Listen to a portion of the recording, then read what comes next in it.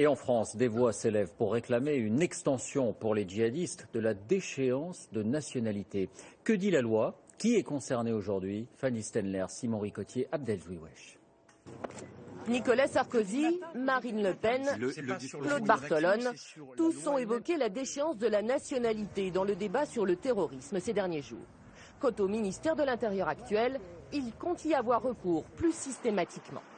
Cette procédure reste très encadrée. Elle ne peut être prise qu'après avis du Conseil d'État et par décret du ministère de l'Intérieur. Elle concerne uniquement les binationaux, c'est-à-dire les citoyens disposant d'une double nationalité, française et étrangère. Une décision qui reste rare.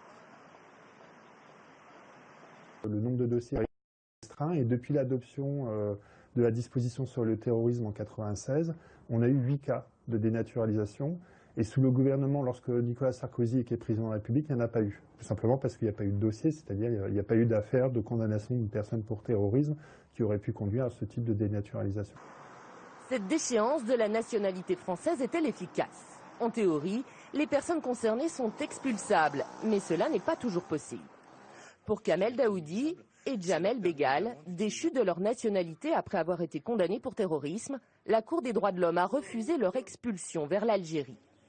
Ils ont donc été assignés à résidence, l'un dans le Tarn, l'autre dans le Cantal, à la charge de l'État pendant plusieurs années. Cette semaine, un nouveau cas de déchéance de nationalité est débattu, le 9e en 40 ans. Nous allons terminer cette audience avec la question prioritaire de constitutionnalité relative à la déchéance de la nationalité française.